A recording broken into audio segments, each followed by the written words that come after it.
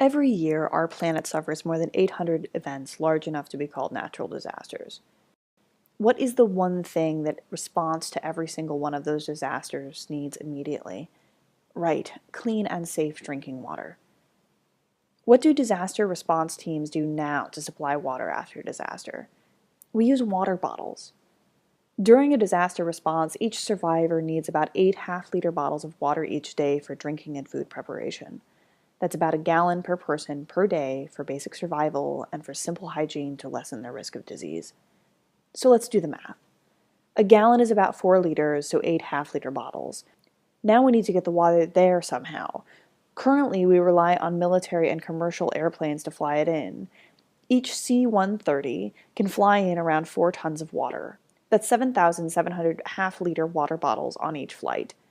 That's enough water for roughly 1,000 people for a day. The planes then have to do it again the next day, and the next, and the next. But wait, why can't people just drink from the tap? Well, several reasons.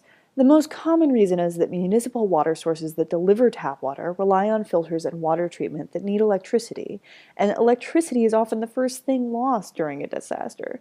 Remember 2005 and Hurricane Katrina leaving New Orleans without power for weeks?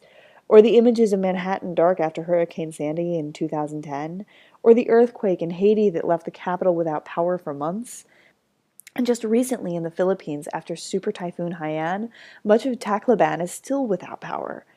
Our disaster response team members were in all of these disasters, and we've learned that power and water are always two of the highest priorities. Another reason people can't drink from the tap after disaster is that in most developing countries where people are already really vulnerable, especially in disaster, there isn't tap water that's safe to drink even in the best of times. So now we know we can't rely on municipal water sources for clean and safe drinking water after a disaster. Well, what about drinking water from rivers, lakes, or streams? Unfortunately, these water sources are usually contaminated before the disaster, and sometimes even more so immediately after, with human bodies with overgrown algae, bacterial blooms, gasoline and diesel fuels, dead livestock, pesticides and fertilizers, and heavy metals like lead, cadmium, arsenic, and mercury. So this water is very likely to make anyone drinking it very sick. So we're back to water bottles as the only viable solution, right?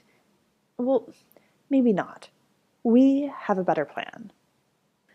We have put together a small and efficient water purification system that has now been extensively tested both in the laboratory and in the field. We can now take water from almost any freshwater source, no matter how contaminated, and produce between 500 and 1,000 gallons of clean and safe drinking water every day. Our system, which we call the Disaster Shield System, or DSS, is built in 3 stages. The first is a 4-stage filter that takes out most of the big stuff. That is followed by a 5-stage photocatalytic process that truly purifies the water, removing bacteria like E. coli, viruses, protozoa, fuels like gasoline and butane, pesticides, fertilizers, and a broad range of other chemicals, and dangerous heavy metals like lead, arsenic, and mercury. As a final step, we complete the treatment process with an intense ultraviolet light to double-check that all biological organisms are really, truly, completely gone. Sounds like a huge system, right? Well, our entire system fits in just one ordinary pallet, and the core of the system is about the same size as an ordinary school desk. The water we produce with just one of our systems saves 4,000 water bottles a day. That's more than 100,000 bottles per month not littering the disaster landscape. We also save an entire C-130 flight each day, so avoiding fuel use and greenhouse gas emissions and maintenance and logistics, or just freeing those aircraft to bring in much-needed medical supplies, food, or shelter. Think of the reduction in environmental impact each of our systems allows. We can now quickly and safely deliver pure drinking water to survivors right after disaster. We bring in small, lightweight, self-contained, self-powered off-grid systems that take water from any river, lake, well, puddle, gutter, or stream and produces great-tasting, pure and safe drinking water. We reduce thirst, of course. We reduce waterborne illnesses like diarrhea, which no one likes. We reduce waste. We reduce litter. We reclaim a lost resource. We reduce greenhouse gas emissions. We free up disaster response aircraft for other emergency supplies. We're self-contained. We can operate completely off the electrical grid. We train locals on how to use our system effectively before we return home because we leave everything behind. We establish a social business before we go home to be run by local survivors, helping jumpstart the local economy while continuously improving public health. Our water purification stays in the disaster zone.